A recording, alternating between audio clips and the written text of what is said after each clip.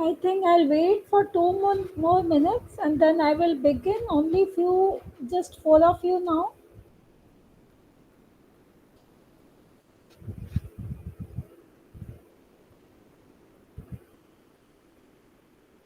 But any one of you know anybody is joining today, or because yesterday all of you were here by this time.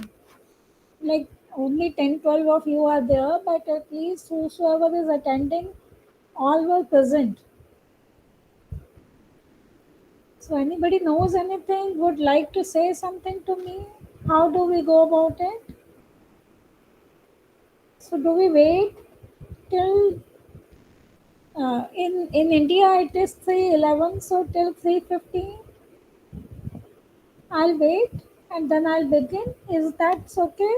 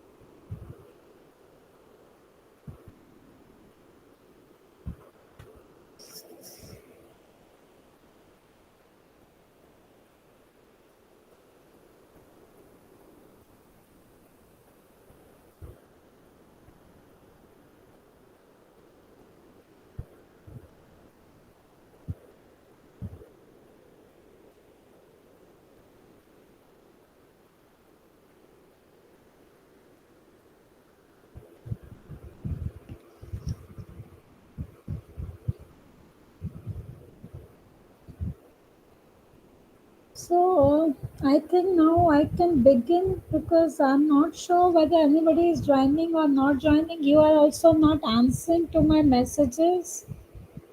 None of you, you are four of you are there in the group. So even you have not answered to my query in the group.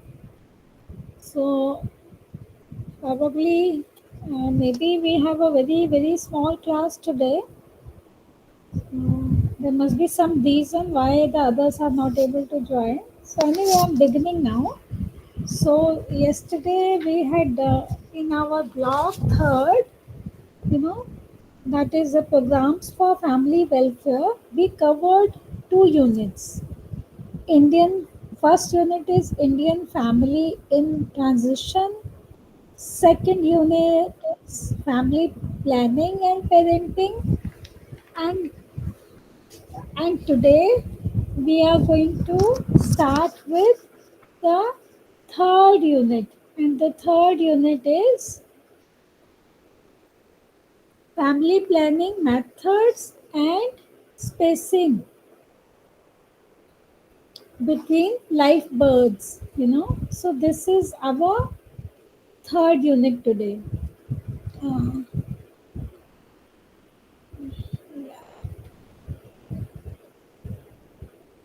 so, so I think now this may be clear to you all. So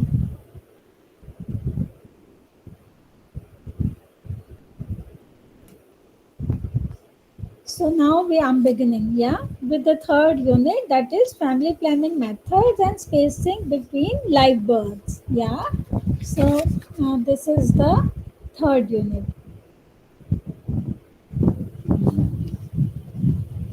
So here in this unit we are going to study about family planning methods Then we will study spacing between live births. Then we will study religious views and spiritual guidance. And then we will read about preference for the male child. So this is there in our unit 3. Okay. So we are beginning with family planning methods. Yeah. So family planning methods or contraceptive methods by definition are preventive methods to help couples to avoid unwanted pregnancies. There are a number of methods which are commonly used by the people. So now we are going to discuss about some of the important methods which are used for family planning. So first it is condoms. Condom is the most widely used barrier device for the males as well as females around the world. In India, it is known by the trade name Nirod. Actually, this is a Hindi name, the Hindi word Nirod. Yeah, a Sanskrit word meaning prevention. So, condom is received new attention today as an effective, simple spacing method of contraception without side effects. In addition to preventing pregnancies, condom protects both men and women from sexually transmitted disease. So, this is something which is very important part of the condom usage, that it cannot lead to the disease called sexually transmitted disease. Fine. So it says some of the important advantages of condom: easily available, safe and inexpensive, easy to use. Do not require any kind of a medical supervision, no side effects, very light, compact, and disposable like that. Yeah. So next thing which has been explained here is diaphragm. So that is a vaginal barrier. It was invented by a German physician in 1882, long back. Huh? So it is a shallow cap made of synthetic rubber or plastic material. It has a flexible rim made of spring or a metal. It is important that women be fitted with the diaphragm of the proper size. So then it explains, the advantage that main advantage of the diaphragm is almost total absence of risk and medical contraindications. That's there. Then third is intrauterine devices. So intrauterine devices for the control of conception or by introducing a foreign body into the uterus. So there are two basic types of IUD, non-medicated and medicated. So both are usually made of polyethylene or other polymers. So in addition, the medicated or bioactive IUDs release either metal ions or hormones. So it says that these are the, it talks about three kinds. The first generation IUDs. So first generation IUDs comprise the inert or non-medicated devices. They appear in different shapes and sizes: loops, spirals, coils, rings, and balls. You know. Second generation IUDs. This approach was devised in 1970s by adding a copper to the IOD. So it was found that metallic copper had a strong anti-fertility effect. So that's there. So it also has some advantages like low expression rate, lower incident of side effects, easily to fit in nulliparous women, better tolerated by nullipara. So that's there. Then third generation IUDs. So third generation IUDs means it is based on another principle, that is release of a hormone. Most widely used hormonal devices, progesterone, which is a T-shaped device filled with progesterone, sorry, progesterone, the natural hormone. The hormone is released slowly in the uterus, and then this kind of a thing is being used. Then after that, it is basically says that it is simplicity, that there is no complex procedure involved in insertion. Insertion takes only a few seconds, only inserted IUD stays in a place as long as it requires. It is very inexpensive. Contraceptive effect is reversible by removal of IUD. You know, so these are certain important parts, things of this. Then you see. Then we will study here hormonal contraceptives. So, what are the hormonal contraceptives? This is when properly used are the most effective spacing methods of contraception. They provide the best means of ensuring spacing between one childbirth and another. This could be oral pills and the oral pills and other is depot formulations. So oral pills could be combined pills, progesterone only pill, post-coital pill, once a month pill, male pill that is there. And depot formulation is uh, basically uh, it talks about once.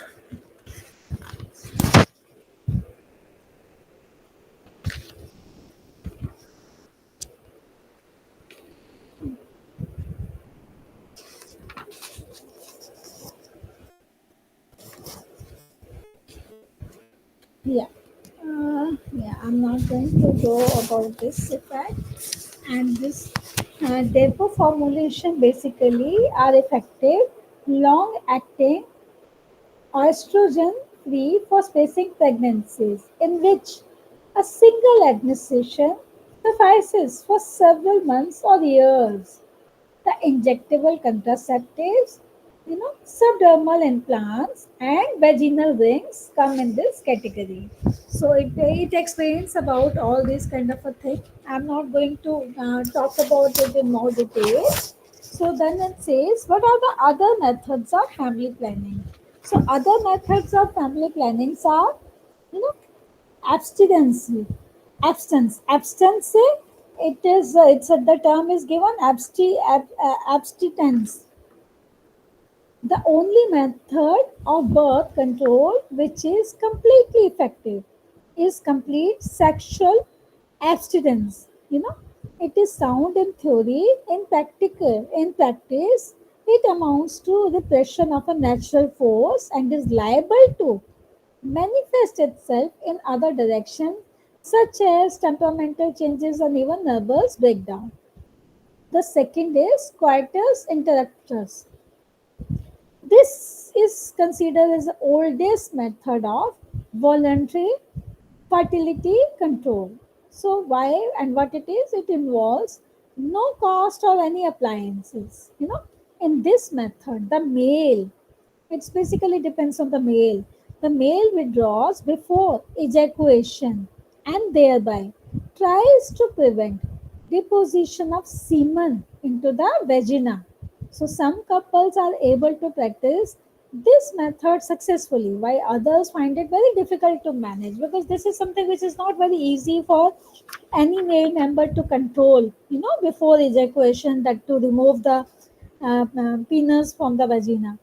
So that's there. The other method is safe period. Safe period is again considered a very important way of controlling the birth rate, and that is basically in simple words, it is considered that when the after the menstrual cycle is done, generally it may be for 5 days or 7 days. So maybe it is considered that 12 to 16 days in the month. In we consider a 20-day cycle in a month. So in a month, so if we consider as a 28-day cycle, so it is basically thought that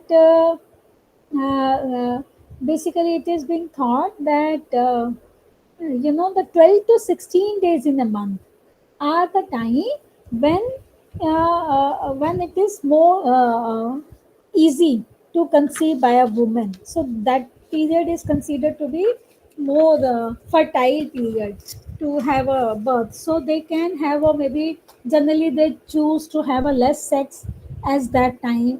Only in those days to have more sex to try for a birth. Giving to a baby. and rest of the period they may try to have sex when they are near complete time when the periods are going to begin or when periods are going to end. At that stage, to have more sex in a more frequent manner, and only if you plan to give a birth to a baby, and then you have a sex between 12 to 16 days of a cycle. So this is again a period which is considered by some people as important, consideration. After that, it talks about, yeah, yeah. Then it says, then basically it talks about other thing is, yeah.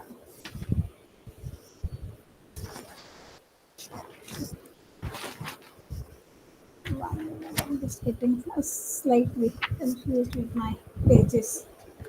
So, yeah.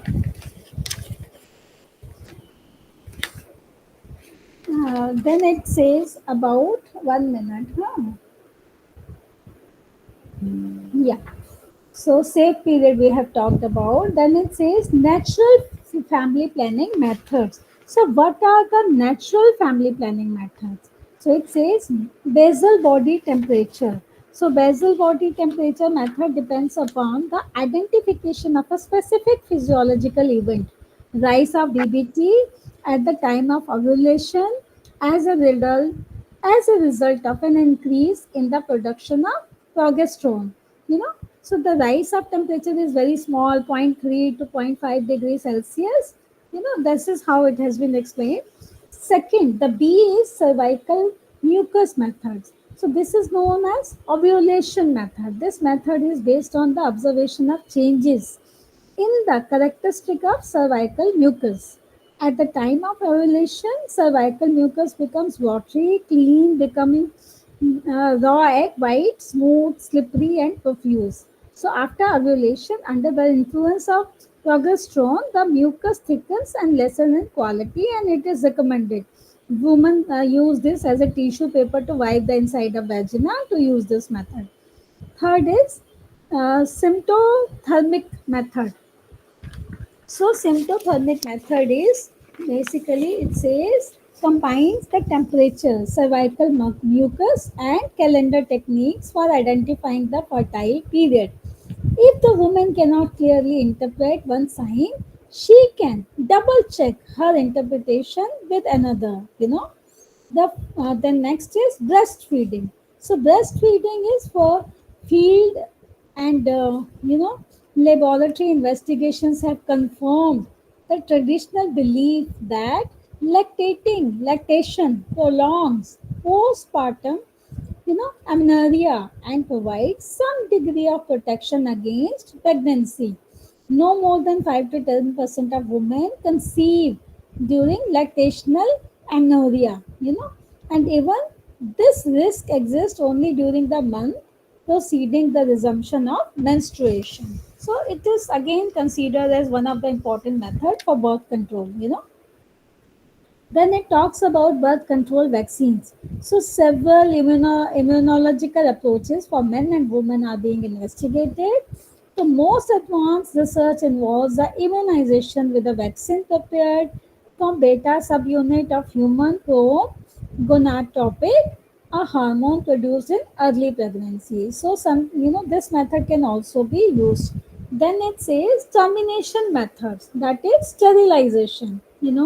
Sterilization is voluntary sterilization is a well established contraceptive procedure for couples desiring no more children. Currently, female sterilization account for 80%, 85%, and male sterilization is around 10 to 15% of all sterilizations in India.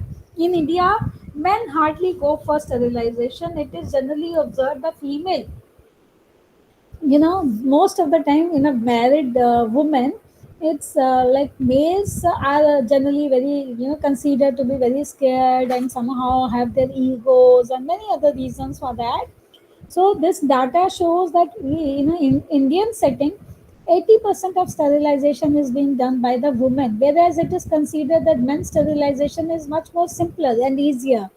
But still, this is how it is. And males sterilization or vasectomy, it is known. So, being a comparatively simple operation can be performed even in primary healthcare centers by trained doctors under local anesthesia. You don't even need to do this under the general anesthesia, you know.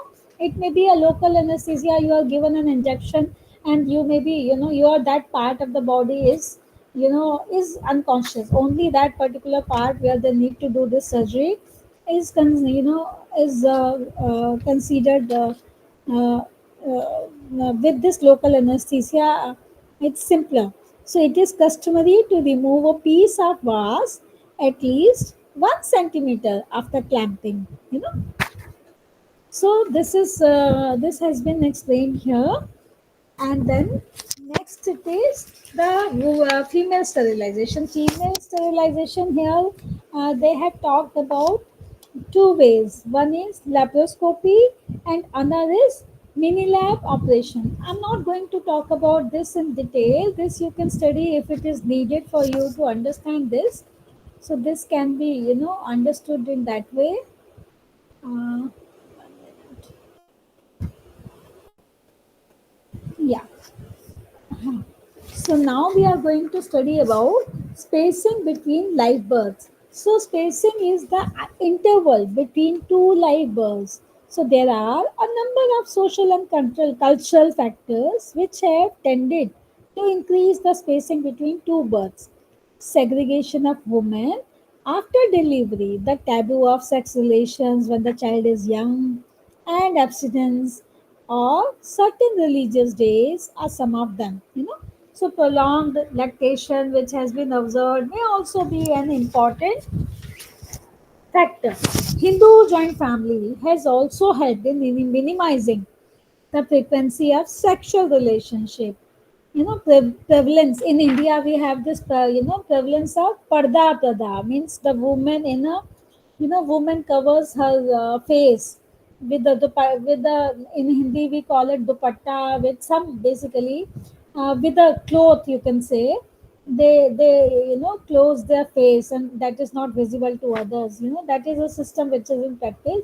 So parda prada is also used to, you know, avoid being that is used, that the couple, you know, the married couple are not allowed to meet each other, you know, to have a sexual relationship very frequently and very fast, especially after they give birth to a first baby.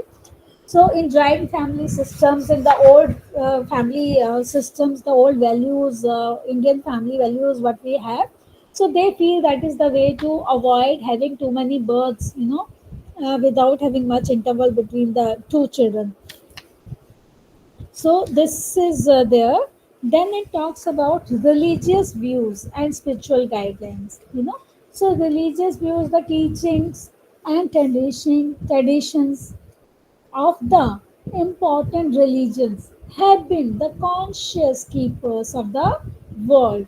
So, ethical views of different religions have always condemned the violation of natural law. All religions accept regulating family size by way of self control Understood. and regulating sexual union between the couples. The same way all religions condemn abortion and consider this as a murder. So that is generally a feeling, this is generally a thought, you know. Basically, it says that, according to Hindu Vedas, abortion is considered to be a more serious sin than the killing of a Brahman. And the Charka Samhita, a classical work on Hindu medicine, states that conception takes place in the womb by union of semen and ovum. When the soul, along with the mind, enters the zygote, you know, the embryo is of unique constitution because it is a composite of the vital information it receives from both the parents. So, based on Shastra and on the principle that the genetic components are complete at conception, the modern Hindu belief is that life begins with conception. You know, that's what it's been thought of. Christian religion also condemns abortion. Christianity encourages couple to have self-control, you know.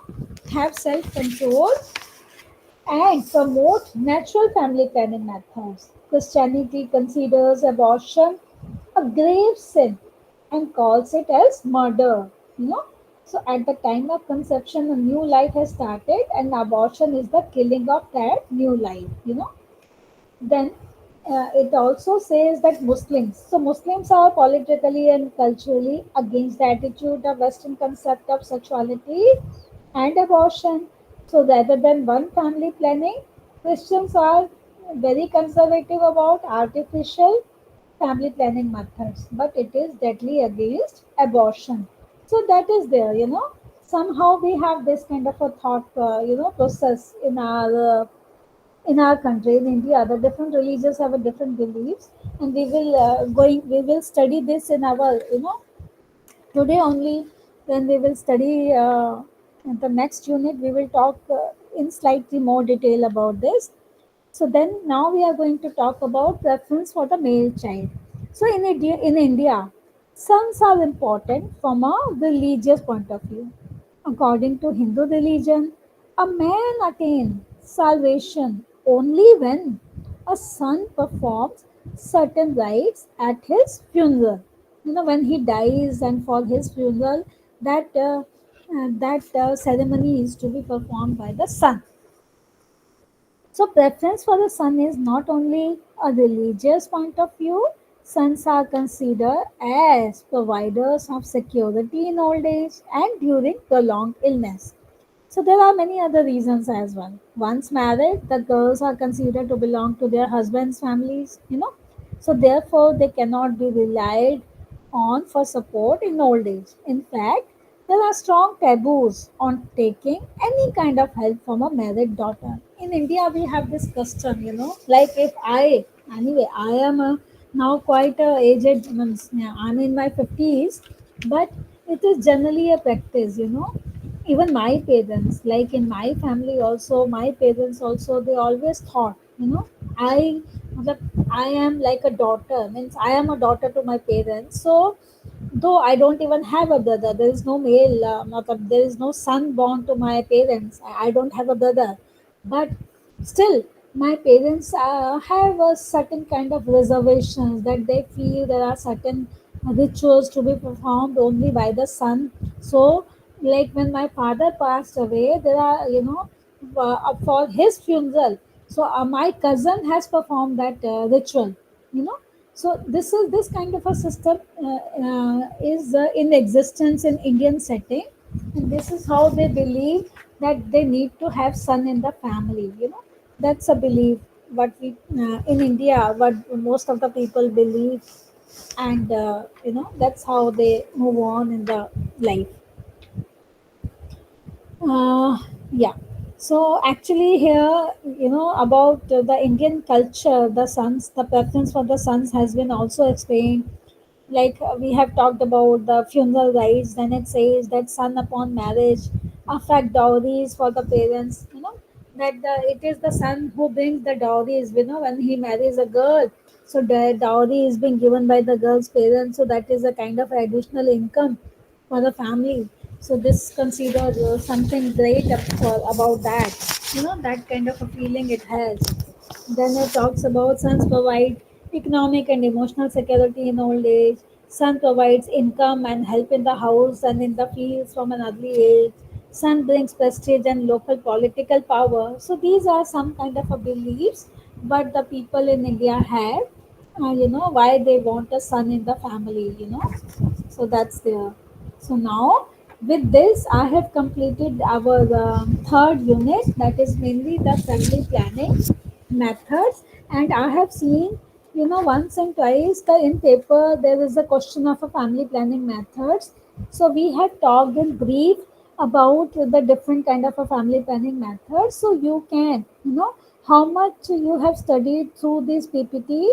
So you can accordingly, because your answer is only in 300 words. So in 300 words you can write about the usages of different methods for different purposes, what all methods are being used. You can write about that.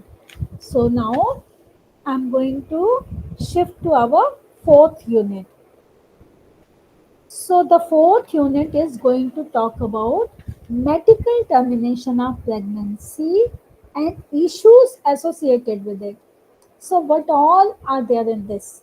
So first we will study about abortion, definition and types and methods of procuring an abortion. Then we will study liberalization of abortion leading to legalization. Then we will study about Medical Termination of Pregnancy Act 1971. This is something which has a specific link to our India. In India, have this act that has come in 1971, and basically, it started working from April 72. That we will study now. Then we will study about issues and controversies associated with legal abortion and religious views, what we just touched upon. So now in this unit we will study slightly in more detail about this. So first we are going to talk about, you know, so basically we are going to talk about what abortion is. So abortion is made up of two Latin words, ab meaning of or away, you know, away, origi meaning is to be born. So abortion means taking away a human life which would be in the normal course of events be born. So abortion has two meanings. Medically, it can describe a case of miscarriage without any outside intervention occurring within the 3 months of pregnancy. Abortion legalized by the Act, on the other hand, are those deliberately procured with the intention of terminating the pregnancy, killing the unborn. So, term abortion and miscarriages are sometimes used as synonymous. So what are the types of abortion? So first it is spontaneous abortion. So what is it? Spontaneous abortion occurring naturally without any deliberate attempts on the part of pregnant woman or any other person. So it can, it many times it happens the abortion occurs to female fetus, suddenly, the reasons are generally not known in many cases. Then it says indirect abortion. So, indirect abortion means which occurs as a side effect of a treatment given to the mother for some diseases of hemorrhage, which is endangering her life. The purpose is not to take away the child's life, it occurs as the result of a therapeutic measures taken to save the mother. So this method is generally considered to save the mother who's pregnant and who has some medical issues for that. So then third is artificial or induced abortion. So what is it?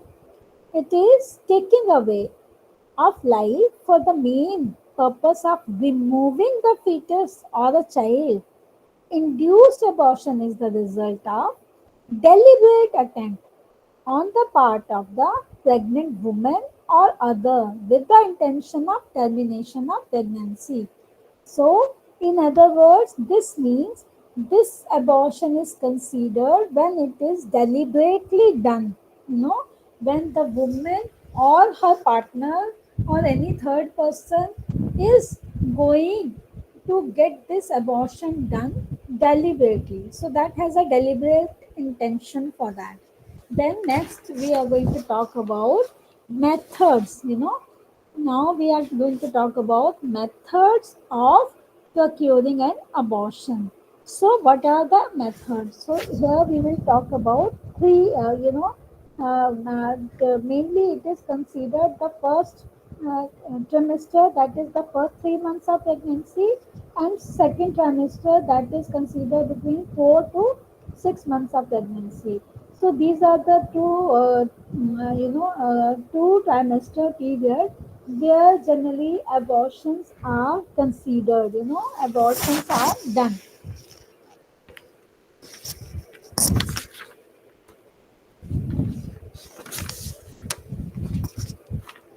So basically, the in first this first trimester also it can be done either medical, one single dose of a misoprostol pill administered within 40 days of menstrual period. So that's how the within 10 days after the missed period. So this is the way, it is the simplest way to have an abortion done. And second is surgical method. So this is something again, it is, when the surgical method is used, that is being done by the medical practitioner, the doctor. Then second trimester, here also it talks about, you know two ways. One is intrauterine saline instillation, and the second is hysterectomy. These are the two ways through which the abortion can be done in second trimester. So now we are going to talk about. Now we will talk about liberalization of abortion leading to legislation. So actually, prior to 1950, many countries laws governing abortion were very restrictive. Abortions were totally prohibited or permitted strictly on the medical grounds, but laws could not prevent illegal abortion which were done mostly by non-medical persons and in unhygienic conditions. So that's there. you know so so what it is, so what are the basic consequences of illegal abortion? So illegal abortion frequently led to complications such as perforations of the uterus, hemorrhage, and infection requiring gynecological care and hospitalization. In countries such as Venezuela, Nigeria, Chile, and a few other countries, sepsis due to illegal abortion was the leading cause of maternal deaths. So there were deaths occurring due to this kind of a problem. Illegal and incomplete abortion was a major strain on medical resources.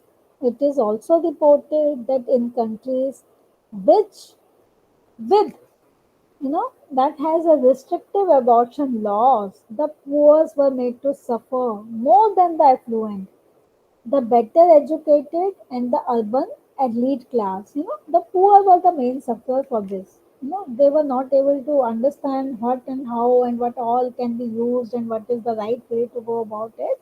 So poor used to suffer the more. So poor with no resources to obtain safe but expensive abortions and with little contacts or knowledge about the places where such services were available were often driven into the hands of unqualified abortionists, you know, which resulted in several complications and deaths, such loss of lives, impairment to mother's health, you know, and wastage of medical infrastructure as well as compassion for the poor led to the demand in several countries for liberal abortion laws. So this is how it started, that there is a need for the law for that. Then it says attempts to legalize abortion. So how? Soviet Union was the first country to legalize abortion in 1920s.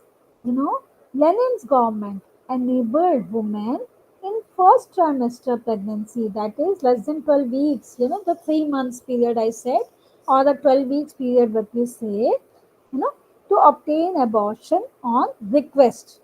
So thereafter, many countries introduced liberal clauses in their abortion laws from 1930 onwards. So presently, the law on abortion vary from abortion on request at one extreme to total prohibition on the other. So four largest countries which have liberalized abortion laws for medical pregnancy are: first is China, then India, then USA, and then Soviet Union. So these are the four places where this legal abortion, the legally that medical termination of pregnancy is permitted, and the law is made to consider for that. You know, so that's there.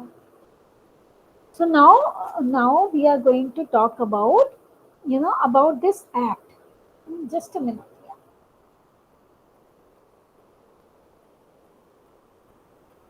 So we are going to talk about Medical Termination of Pregnancy Act 1971. You know, so this act was in India passed by the Parliament in 1971, and this came in force for the country on 1st April 1972. So this act is in practice. The next act was enforced in 72. So now it is now 52 years. Now we have this act in practice. So we are using this act for medical termination of pregnancy. So it basically lays down three norms for terminating a pregnancy. So what are the three norms for this? So the three norms here are, you know, first the condition under which a pregnancy can be terminated under the MTP Act 1971. So there are five conditions. So there are five conditions that have been identified in this act. First, it is medical. So medical, where continuation of pregnancy might endanger the mother's life or cause grave injury to her physical or mental health. Then eugenic, where there is substantial risk of the child being born with serious handicaps due to physical or mental abnormalities. Third, humanitarian, where pregnancy is the result of rape. So that is considered as humanitarian cause. So if any woman undergoes a rape, that may be a young child, a child who as I said, the definition of a child under 18. In India, 0 to 18 are considered children. So whether the pregnant person is a girl, young girl, or an adult, if the person has undergone a rape and due to rape she is pregnant and she is not willing to continue with that pregnancy, that is considered under the humanitarian clause. Then we have socio-economic. So socio-economic means where actual or reasonably foreseeable environments, whether social or economic, could lead to risk of injury to the health of the mother. The social or economic condition is such that can have a negative impact on the health of the woman. So that is again considered for the MTP. Medical termination of pregnancy, in short form, we call it MTP. Yeah. So then it says failure of contraceptive devices. So we have talked about, you know, in our third unit, when, in my today's talk, we had talked about different way of controlling, different family planning methods and different kind of usages, how we can control giving birth to a baby. So we have studied about so many contraceptive methods. So it says the failure of contraceptive devices, the anguish caused by an unwanted pregnancy resulting from a failure of an contraceptive device or a method, can be presumed to constitute a grave mental injury to the mental health and especially that of the mother. So this condition is a unique feature of the Indian law, virtually allows abortion on request in view of the difficulty of providing that a pregnancy was not caused by failure of contraception. So then the second. So second, it is the person or persons who can perform abortion. So this is important. So the act provides safeguards to the mother by authorizing only a registered medical practitioner having experience in gynecology and obstetrics to perform an abortion where the length of pregnancy does not exceed 12 weeks. However, where pregnancy exceeds 12 weeks and is not more than 20 weeks, the opinion of two registered medical practitioners is necessary to terminate the pregnancy. So actually for this it is considered in India that MTP, that the 12 weeks, that is a period of 3 months pregnancy, up to 3 months pregnancy, that can be done by a single, medical practitioner, the single doctor. But if the period is between 3 to 5 months, you know, so that is from 12 weeks to 20 weeks of pregnancy, there it says, it talks about that there is a requirement of minimum two medical practitioners to see, to examine, and then take a proceedings to go for the MTP. It cannot be performed by a single medical practitioner. This is generally not allowed until the medical board, and that includes mainly the two doctors, decide to go get this test, get the MTP done for the woman. And the third is where abortion can be done. So this is again important. The Act stipulates that no termination of pregnancy shall be made at any place other than a hospital established or maintained by the government or place approved for the purpose of this act by the government. So it is again important that we all must know that MTP cannot be done at any place, anywhere. It should be done at a place, where it is safe for the woman to get that MTP done, and mostly, and how far it is possible, it should be done in a hospital kind of a setting. So, abortion services are provided in hospital in strict confidence. So, name of the abortion seeker is always kept confidential since abortion has been treated as a statutory personal matter, because this is again something important. If any abortion is happening and if there's a married couple, it is there in the law also that the consent of both the partners is generally taken, is considered. Woman, and naturally the woman who has to go for the MTP, but if they are married, the consent of the spouse is also being considered important. But it is in the law. It says that confidentiality need to be maintained. You don't need to. No doctor should disclose about this to anybody else. So that is important. Then confidentiality needs to be maintained. Then it says MTP rules. So MTP rules basically, it says that they were altered in October 1975. So basically, it is time-consuming procedure involved in MTP and to make services more readily available. So these changes have been have occurred in three administrative areas. First it says approved by the board, you know, approved by the board.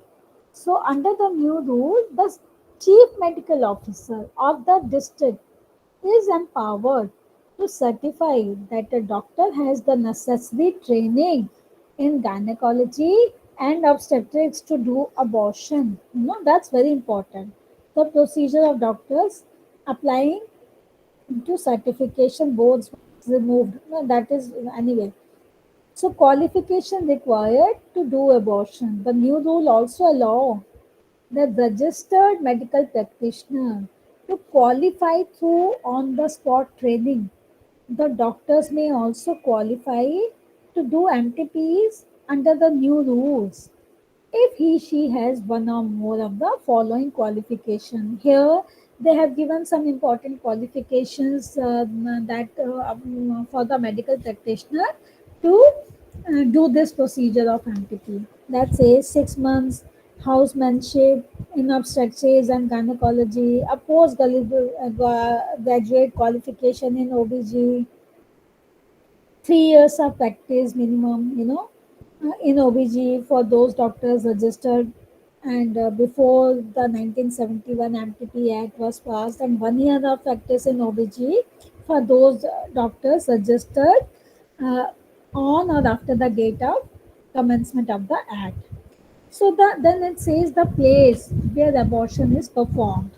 So under the new rule, non-governmental institutions may also take up abortions provided they obtain a license from the chief medical officer of the district, thus eliminating the requirement of private clinics obtained a board license.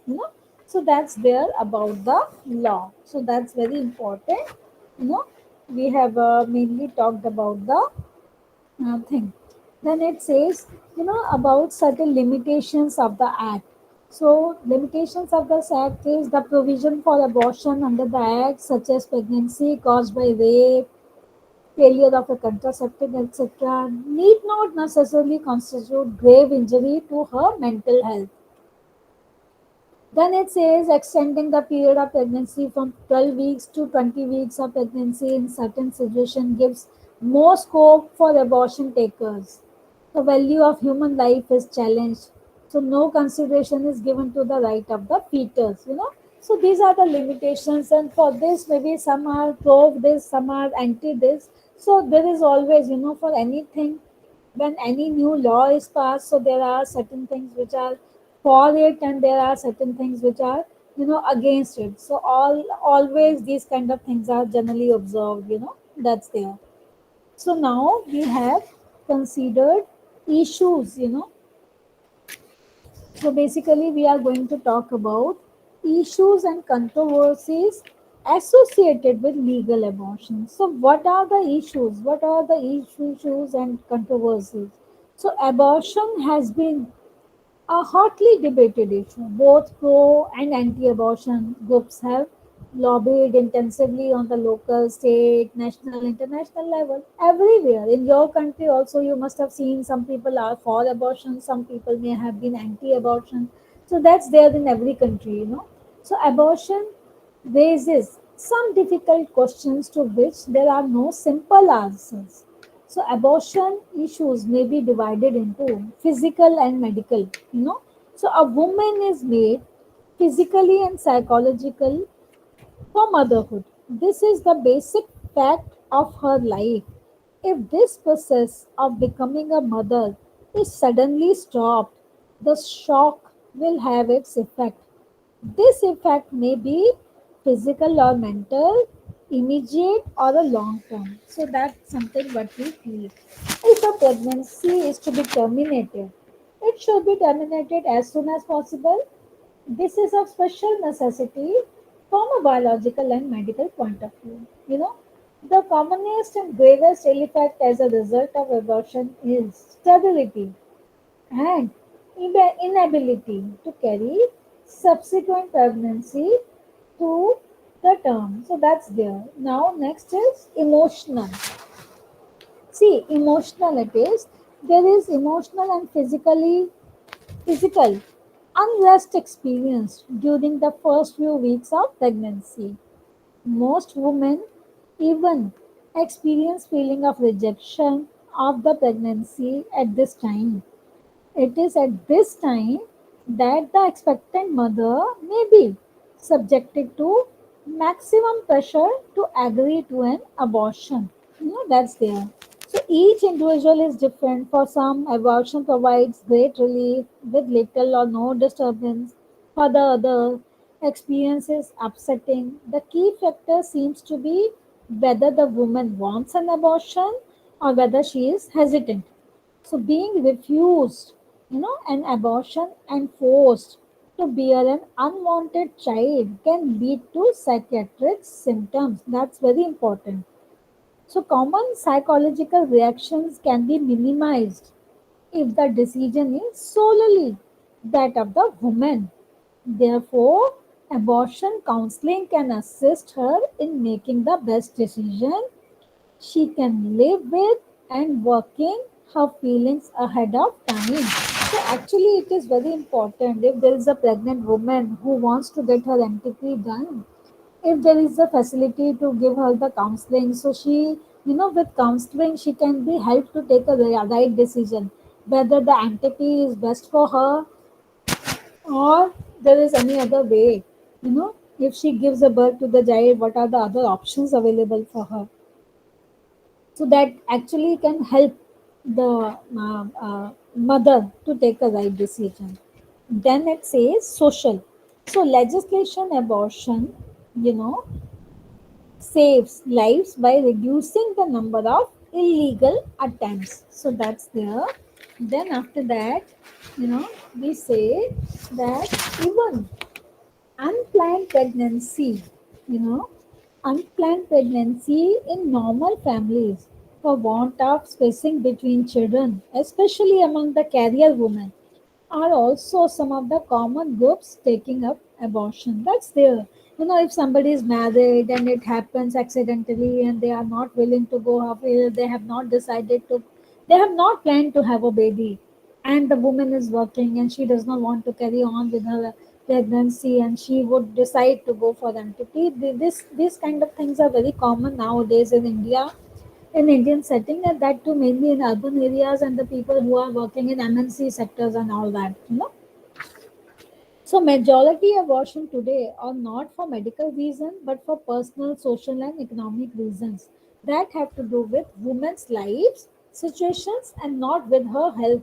That is there. That's very common. Then you have moral, you know. So much of the controversy about abortion has centered around the moral issues involved. In ordinary justice, the child has as much claim as the mother to life, and should have even more claim to legal protection of its rights since it is incapable of defending itself. That's there. Then it says about right of the unborn child, that's there. So, UN Declaration on the Rights of the Child maintains that the child, by reason of his physical and mental immaturity, needs special safeguards and care, including appropriate legal protection before. Here it says before as well as after birth. So, because here the term is used before birth also, so that is there under the UN Convention on the Rights of Child. They have focused on this, so this is considered as very important. Then it says the fetus from the beginning has its own life, is a totally new being, a new person with a genetic code quite distinct from the genetic code of its parents. The only life generating by human beings is human life. So that new life is completely there at fertilization, lacking only development and growth. So abortion always take away an innocent, already existing life. You know, so human life is the highest form of life on earth. The next generation depends on the existing society for its survival. That is mainly a considered idea given for the rights of the unborn child. So now we will study the religious values.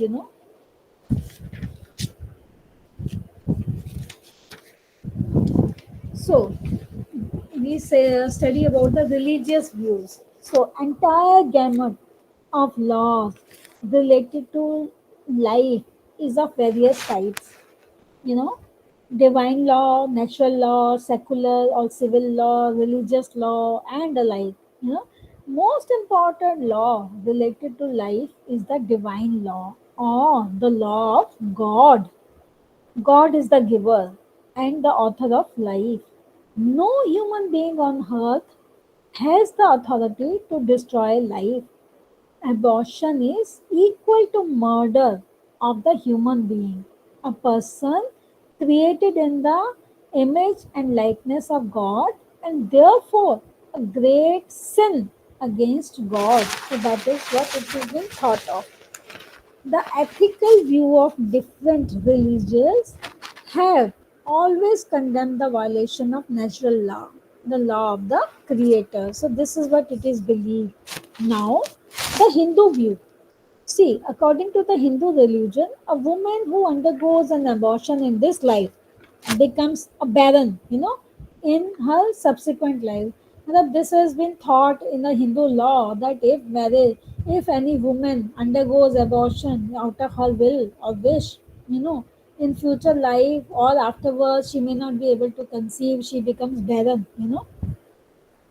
So Hindu scriptures condemned abortion and considered it as murder.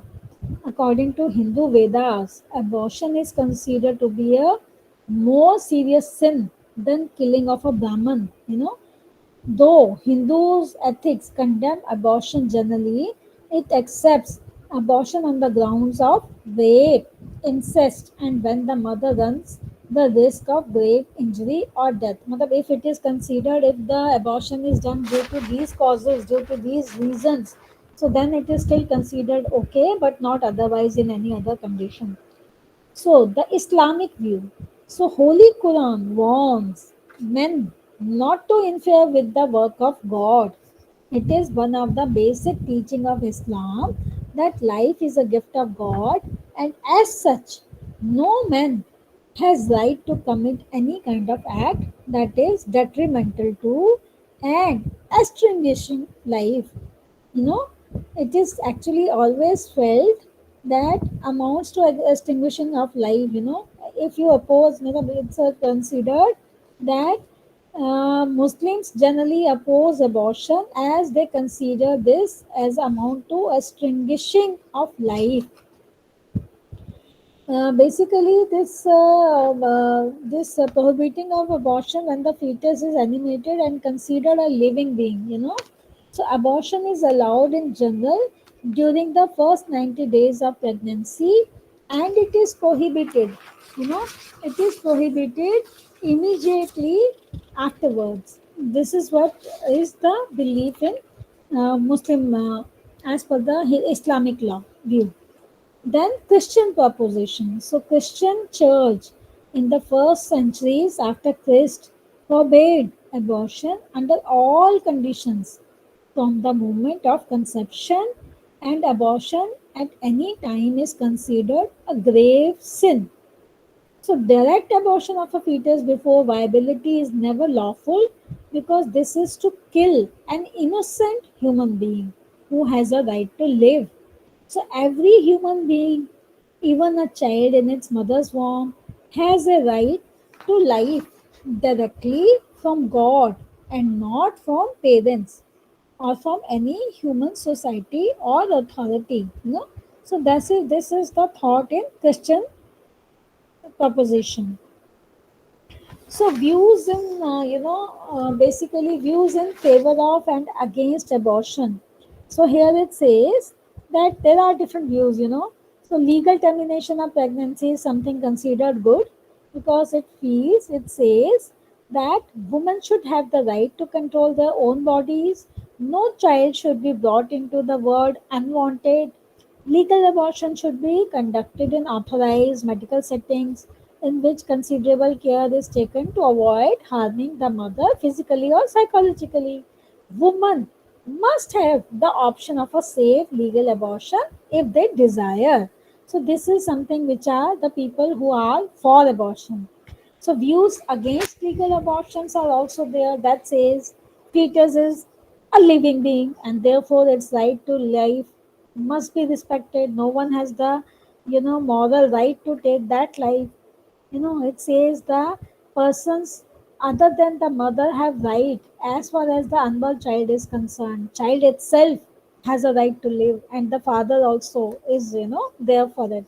So because the fetus is unable to defend itself, so opponents of abortion believe that others are obligated to defend the fetus against the efforts of those who want to kill it. So this is again considered as important. And third is viable alternative to unplanned pregnancies. So, what are the viable alternatives? So, family life education should help the couples for planned parenthood. This is something which is very important. What 4 5 points we are going to talk now. So family life education that we have studied in our first class. So that's very first and second class we have talked about it. So that is very important, you know. So second, make people realize the value of human life to protect by it, instilling in them the love of God. Then girl in moral danger should be protective. Effective use of contraceptive should be promoted. Teenagers should be helped to imbibe the spiritual values in them and be aware of the consequences of ending countless innocent human lives through premarital sexual experiences. So, this is something which has been explained how one can try to control that they are not in a condition to go for the MTP done. So with this, now we have completed our third block. That was a block of programs for family welfare.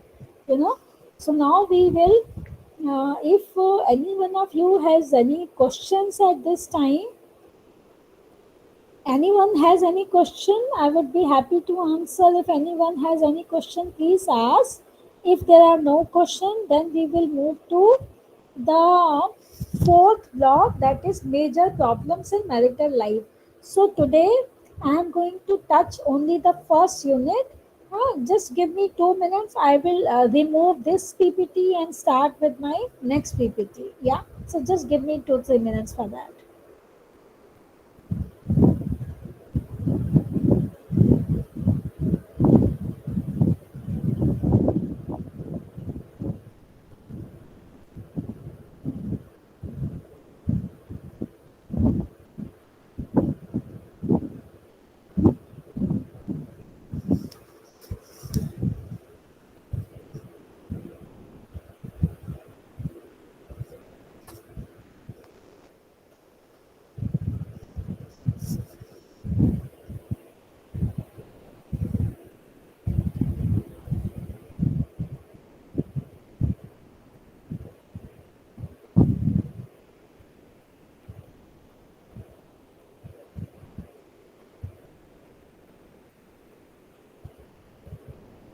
So now we will study our block 4, major problems in marital life. So now I am going to touch the first unit of our block 4 today. Yeah. So the first unit is psychosocial. Uh, just checking. Yeah, you can see now. Okay, fine. So I'm going to talk about psycho social effects of divorce, separation, and migration. So we have studied the family planning method, the medical termination of pregnancy, you know, today, and now we are going to talk about basically the divorce, separation, and migration. So this unit today we are going to focus on these terms. So first we will study about meaning of the term divorce, then causes of divorce, then divorce and its effects, then we will study meaning and causes of migration and separation. You know, so that's how we are going to begin now. See, basically, uh, we are going to talk about this unit. So, uh, the present society is basically characterized, among other things, by the declining importance of all primary groups, including family. That's there. You know? The family acts simultaneously as an educative unit and a social cultural agency. The sex and hunger urges, economic compulsions, and the cultural traditions have provided the theoretical justification for the existence of the family. Yeah. So, what is the meaning of divorce? What do we understand by divorce? So, divorce is the socially and legally recognized dissolution of marriage. You know, like marriage, it is governed by a variety of cultural and legal regulations that slow that show how difficult it is to accomplish and the social and personal consequences it produces. Sometimes the dissolution is by stages. For example, in a sequence of avoidance, suit for separate maintenance, legal separation, and finally an absolute divorce. So basically, each marriage relationship is a unique in many ways. It is not always possible to find an appropriate replacement for the missing partner. Apparently, in all societies, death of the spouse creates an obligation for kinfolk and friends to help the bereaved person, to offer solace, to make small or large gestures of support in divorce, even when one spouse is very unhappy about the divorce, only a few very close friends may feel an obligation to offer emotional solace. That's there. That's something which is observed.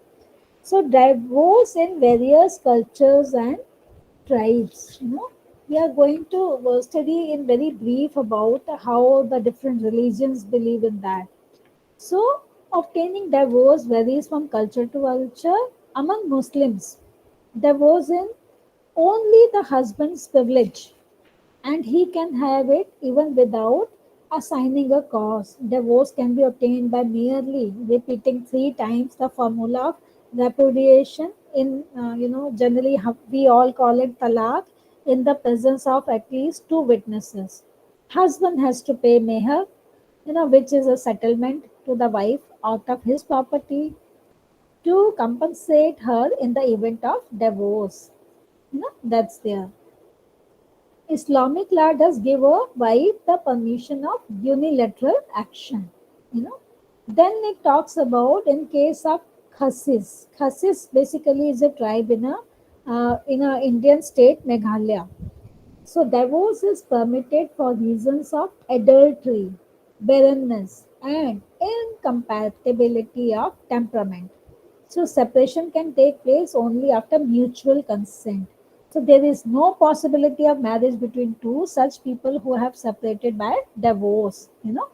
And then it talks about among the Gonds. So Gond basically is a tribe in few states in India, that is Madhya Pradesh, Maharashtra, Telangana, Andhra Pradesh, Bihar, and Odisha.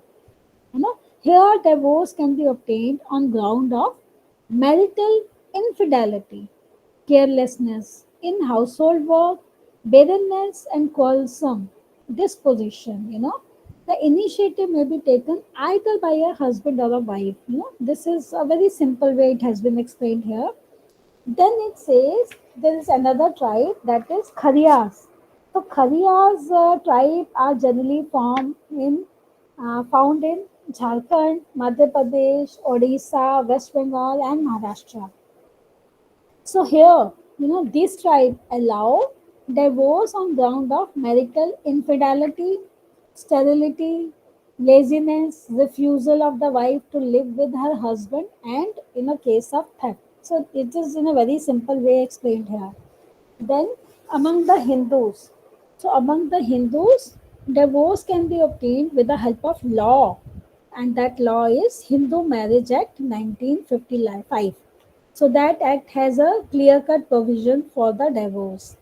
Then among the Christians, so there are two popularly known denominations, namely Catholics, who owe allegiance to the Pope, and Protestants. Catholics do not officially accept the possibility of divorce, though they accept the possibility of declaring a marriage as annulled. Annulled, you understand that means not legally valid married. So this means that the marriage was right from the beginning, null and void due to certain reasons like prior importance, serious deceptions. Whereas in Protestants, they are more lenient with regard to the question of divorce and remarriage. So this in very simple words explained here. So now we will study further. What are the causes of divorce? This is something actually very interesting. When we study about this, we will understand that what could be the different reasons why a divorce occurs in any family. Some people are less tied to marriage than others. Family function, religious taboos, or lifelong commitments to parental roles may simply have less meaning for them. The door of divorce is more open to certain couples than to others because of lenient laws, encouragement of relatives, opportunities for remarriage, and in general, the prospect of freedom without the economic, religious, and psychological penalties, which pose a threat for others. So now these causes, so first of all, the cause is modernization. We all, I think that these the causes, when we study about these causes, it's very simple and we all can relate with that. That is what is happening in today's scenario everywhere in the world. The disintegration of the family has been hastened by free sex relation made possibly by changing notions about morals and by birth control techniques. The religious sanctions behind family and marriage are becoming diminished, kind of vanished, it is making somehow making resolutions easier. In the past, marriage ceremonies used to be a family function. In India, it is more or less very common. Even today, in India setting, you find this as a family function where the bond was between the two families. While modernization, the concept of couple going in for marriages by their own choice, is becoming increasingly prevalent. It is there. With this type of marriage, though parents ultimately give their consent, but the natural bond between the families do not always takes place. So that may lead to it may be one of the causes for divorce. Second is growing acceptance of change. So growing acceptance of change is that it was earlier in the time priority was always given for anything and everything to the husband, but it is now shifted to career as far as the woman is concerned. Previously, the gender roles were defined, and it was easier to conform to a pattern. So, inevitable liberation of the woman, her economic independence, and Western influences have given marriage to a new outlook, especially among the educated urban dwellers. That's there. Then we have high personal aspirations. So that's again a reason, that in modern industrial society, people are more ambitious than the people of traditional society. At the cost of their family life, they pursue their careers, So thus, family has taken a back seat. So due to this, there are chances, in many couples, they don't assume that this kind of a change is going to occur in their life, that their career are more important than their family life, and this can lead to divorce. Then you have a growth of the nuclear family. So as we have studied about joint family and nuclear family in first year, also in second year, in my session, in my previous classes also we have talked about it. So here also it says that as due to the growth of industrialization, we have more in existence of a nuclear family system. So it talks about that in joint families, children were given better attention. Attitude towards parents was mostly of respect and regard. Younger used to look towards their elders for guidance. So family members were consulted on all important family matters. So these kind of things were always used to observe in a joint family system. But in nuclear family system, no such kind of feelings exist, and this at times can lead to divorce.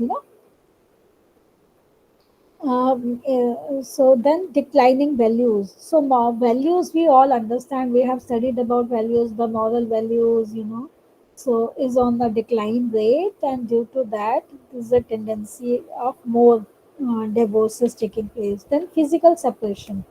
So physical separation with more and more job opportunities abroad, people are giving up the village life and migrating to big cities within and outside the country.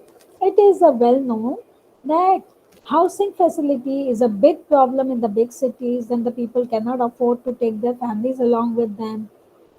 And to satisfy their sexual urges, men tend to take the help of other services like visiting brothels, which are easily available. So that is another reason why divorce is happening in today's time. So that's important. Then now we are going to talk about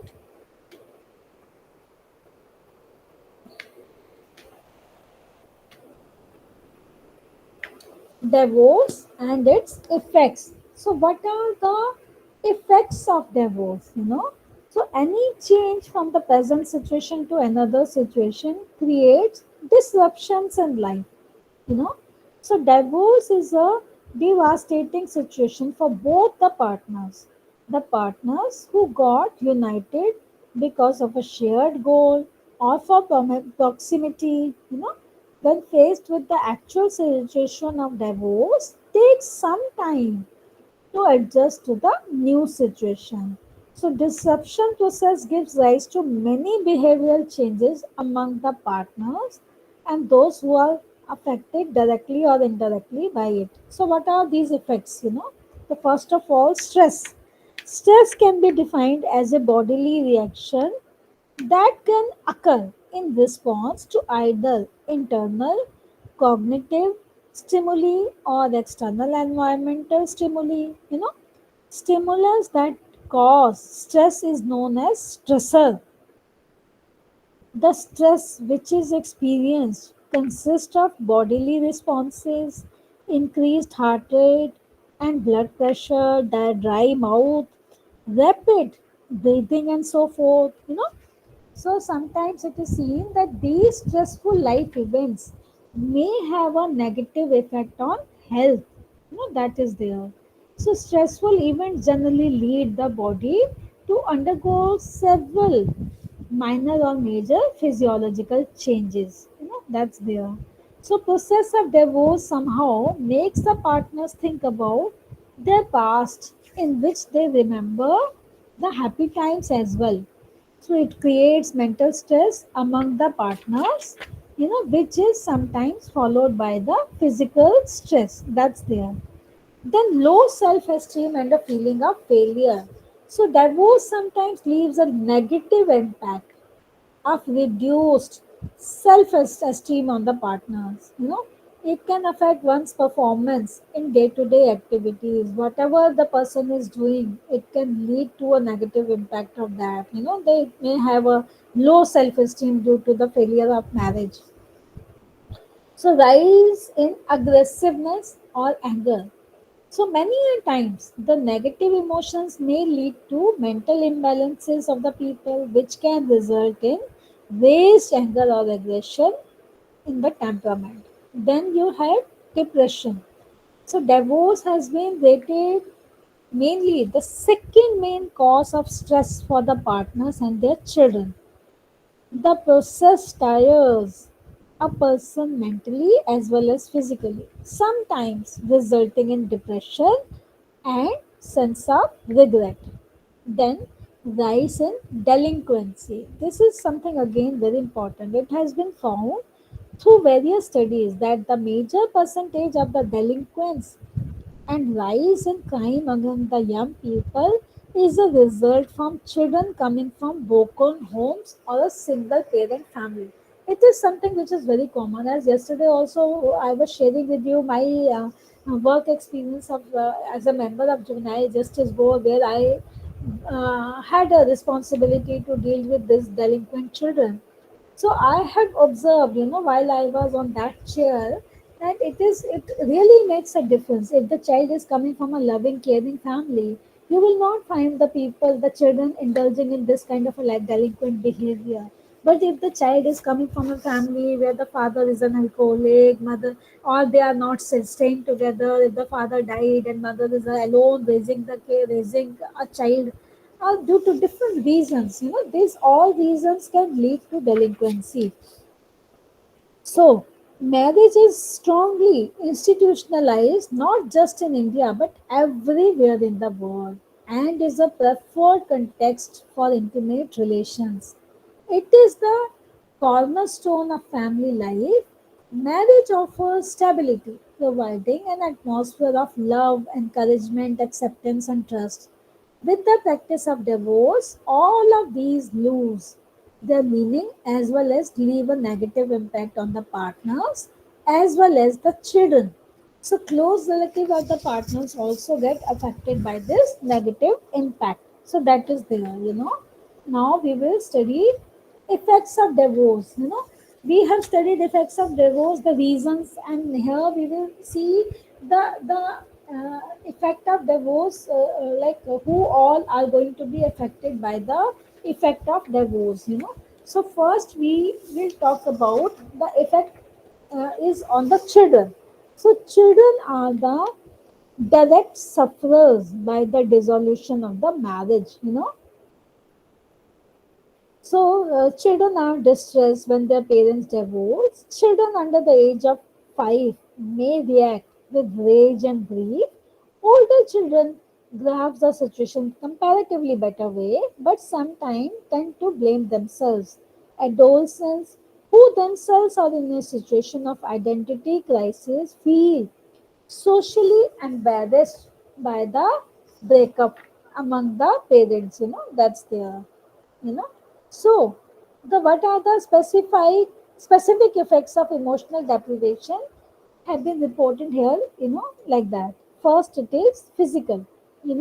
So physical, it means physical symptoms are restlessness, loss of appetite, quietness, general apathy, and psychosomatic illnesses. So these are the physical symptoms observed among the children. Then you have social behavior of the child gets affected, which results in handicaps in learning, how to get along with people, lack of responsiveness, you know, to the advantage of others, and lack of cooperation and hostility towards others. Then emotional. So what are the emotional? So the children of the divorced parents lack emotional responsiveness. They sometimes develop deep-rooted feelings of insecurity, antisocial behavior, restlessness, anxiety, temper tantrums, and many other forms of maladaptive behaviors. So that's there. So now, after this, we have studied about effect on the children. Now we study the effect on the partners. You know, so it of course the divorce if it has affected the children, it has affected the partners also.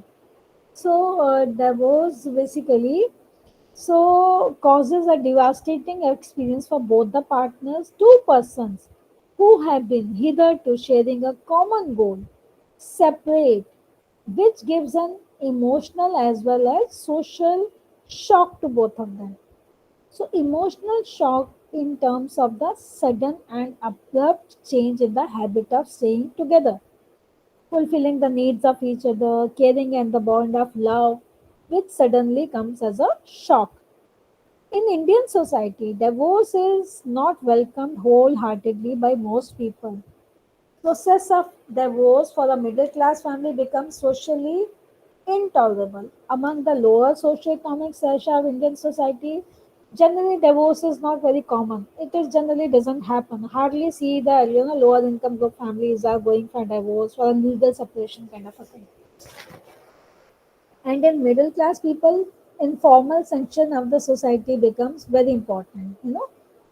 These queries about partners and children can be a source of mental tension for some time. That can lead to different kind of a tension.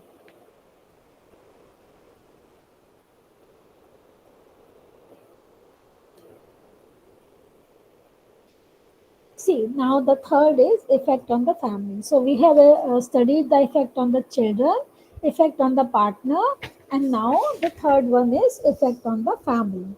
So divorce is predominantly an urban phenomenon. Yeah, regarding marriage, you know, it has been said by an author. The essence of the contract is consent with full expectation of exclusiveness and indissolubility. So growing rate of divorce and the breaking down of the family unit is posing as a societal threat. Family, which is the basic unit of the society, is negatively affected by the quitting of the partner from the marriage bond. Children, an important part of the family, are the worst sufferer of the divorce. Even the parents of the divorced partners also feel difficulty to cope up with this situation. So this is basically we have studied about how it affects the three, different ways: the children, the partner, and the family. Now we will study meaning and causes of migration and separation. So what do we understand by migration? So migration is ordinarily defined as the relatively permanent movement of persons over a significant distance from their place of residence, usually the place of birth. you know, with respect to international migration, the UN has recommended stay for 1 year or more as permanent migration, while a stay for a shorter period is classified as a visit.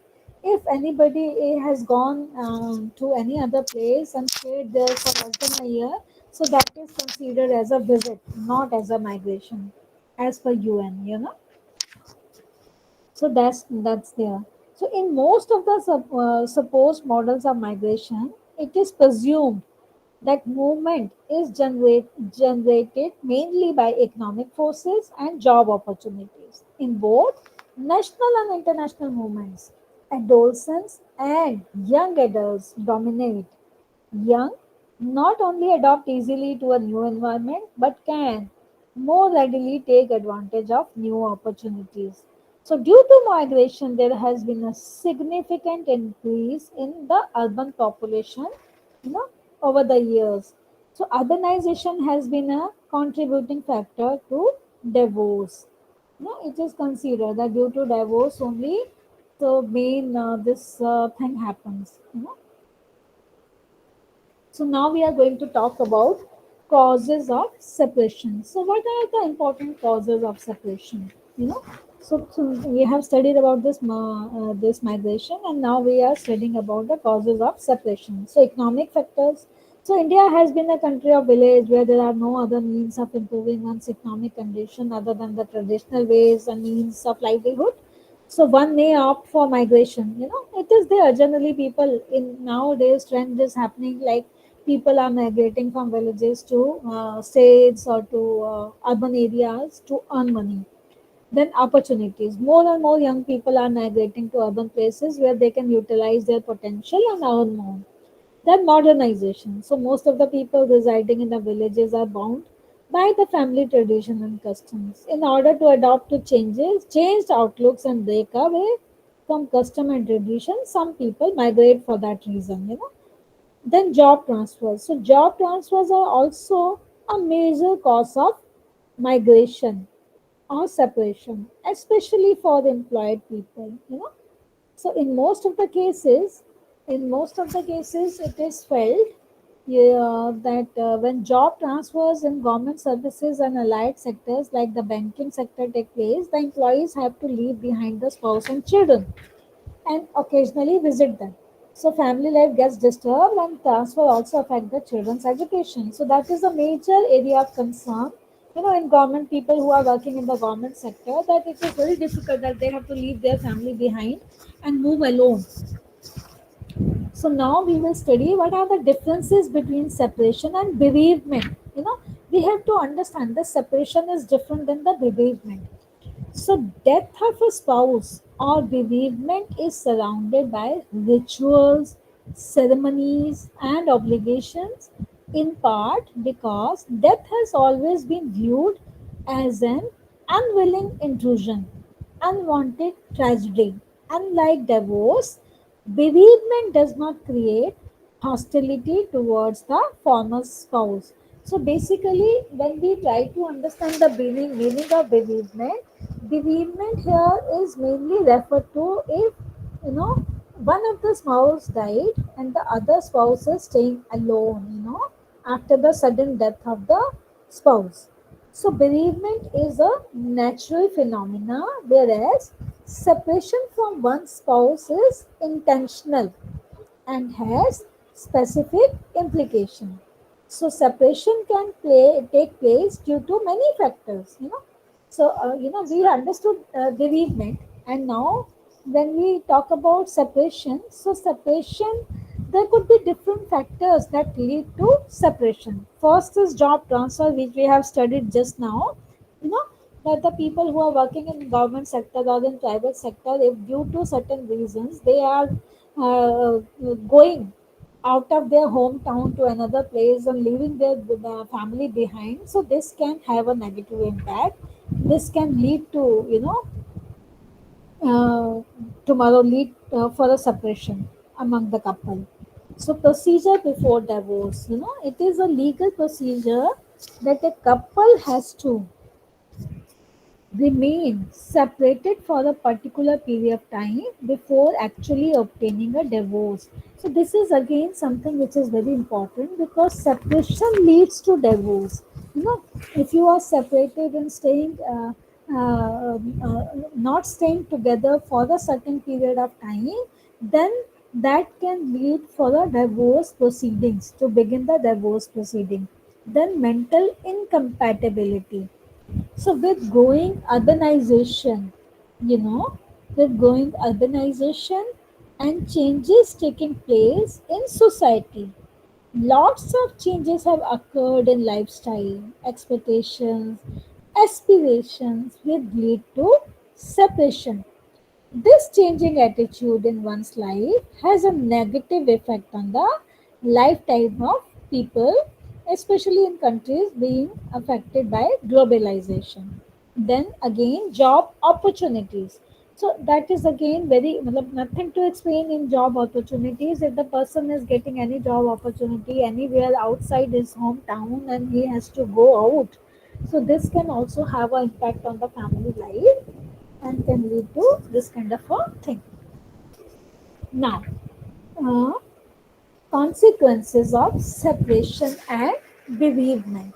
See, this is again under this unit a last part that has a real meaning. So I have written down all the points here in the PPT itself, you know, which is written in the book. I have, completely written everything as it is from there, because I felt it is very important for all of us to understand this part. So, separating from anything which is close to our heart is painful and many a time can be very frustrating. Separation and bereavement have many consequences which harm a person emotionally, socially, and economically. So, the first cause here. So this causes frustration among the partners, as absence of the other partners causes disturbances in the normal routine and also increases workload. It will also affect children's study. If one falls sick, the trauma can be worse. There is a lot of mental support which the other partner used to provide, thus causing stress. Bereavement or loss of one spouse is ranked at the topmost factor causing stress. Then feelings of failure and loss of identity develop among the partners in case of bereavement. It has been observed that children of the separated or divorced parents are more prone to be intolerant and hence violent, thus getting involved in crime. Then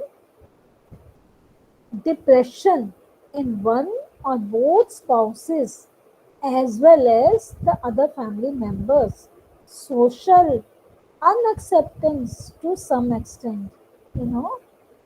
Then we have economic troubles, you know. So economic troubles are also there, which are very considered, as important part for this separation and bereavement. Then in the end it says extramarital relation, which can lead to acquiring, emerging, and re-emerging diseases. You know, this has been explained here. I think it is very simply explained, so I don't really need to say anything about this any further. So with this, I have completed the first unit, that is psychosocial effects of divorce, separation and migration. I feel this as a very simple, this is something which I considered, and I, as very easy. So with this, we have uh, so okay. With this, for today, from my side, I have completed. If you people have any questions, any suggestions, any opinion on anything to share with me about your countries, all of you are most welcome. I would be very happy to hear something from your side, from your country. Can you relate whatever I have shared with you about the medical termination of pregnancy, about the family planning methods, or now about the divorce? So today we have focused on these three different units. So if anybody has anything to suggest or add, or any questions to ask out of this, you all are most welcome. Please talk to me. I'll be very happy to have any kind of communication with you people.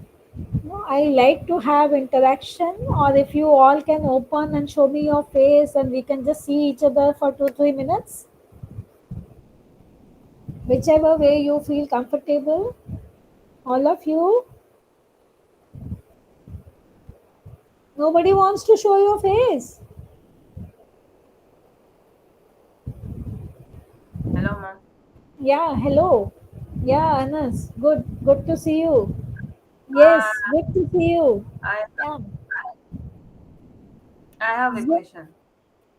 Zimba, yeah, tell me. Yeah, my question is coming from block 3, unit number 4, where we were discussing about religious view. What was So, it? my question is coming from block 3, Hmm. unit number 4, where Huh? we were discussing about the religious view. So I wanted to understand on a Hindu view. You said if a woman consider herself take abortion, uh, is considered as doing murder, and also she is considered to be barren. So I wanted to understand the connection of barren there with the abortion. See, this is a belief. When I use this word barren, that was given under the Hindu religion, that if any woman who goes for MTP, she may not conceive further in her next life. This is just a thought. This is just a belief in the Hindu religion. Medical terminology, there is nothing about it. Medical, because see, if you ask me, though I belong to a Hindu religion, but I personally do not have as such any such beliefs. This, what was written in the book, I had to share with you that this was a belief by the Hindu religion.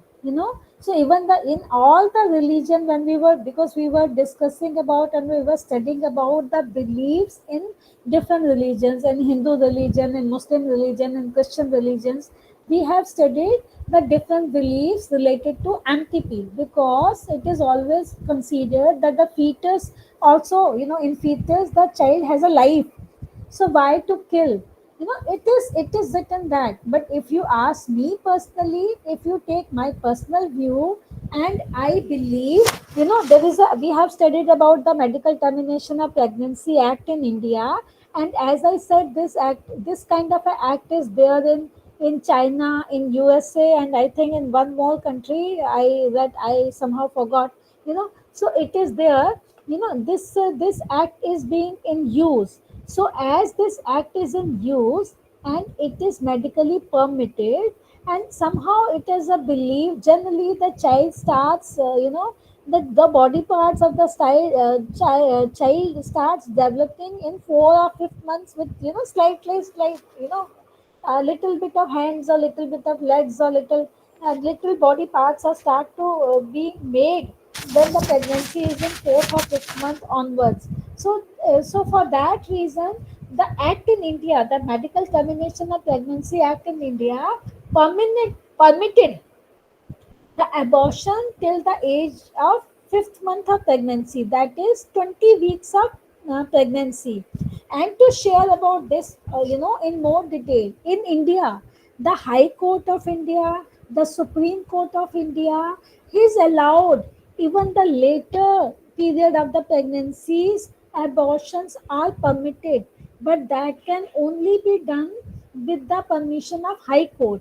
If it is felt, if somebody moves an application in High Court, file an application in High Court, and if she is 6 months or 7 months pregnant and still wants to get the MTP done, she has to move an application in High Court. Then High Court directs the medical body that to conduct the test and see that if medical termination of pregnancy does not harm the physical body, the body of the woman, if it does not harm the woman, and and it is not good for her to have a baby due to the valid reasons, then High Court permits for abortions, for MTPs, even for the later pregnancy period, which is generally now in India, this act has an amendment that it is now the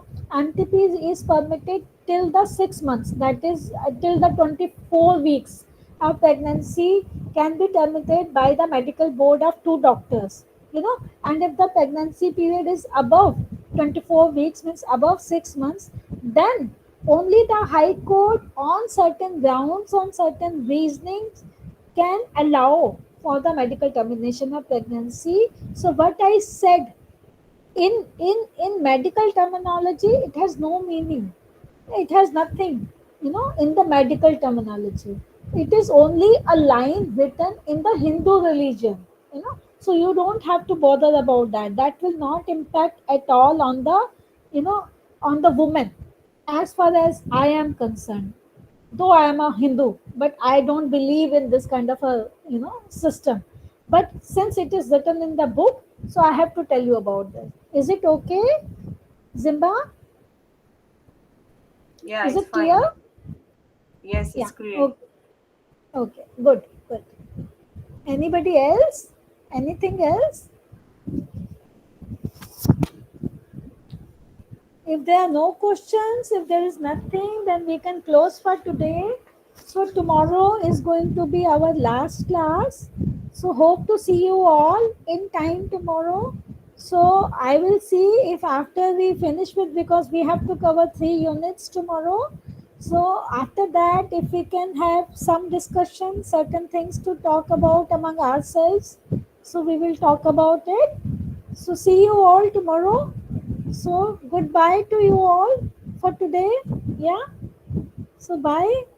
If you are not asking me any questions, so it's bye to you. Have a good day. So your day is begin. So my is the evening time. For me, it's the evening time. Yeah. So anyway, see you all tomorrow. Tomorrow being the last class. Yeah, Thank Mariam, you, you madam. want to Thank you. ask something? Mariam has raised hand. Wants to ask something? No? Okay. So all right. Okay. Bye bye. Bye. Bye Bye. bye.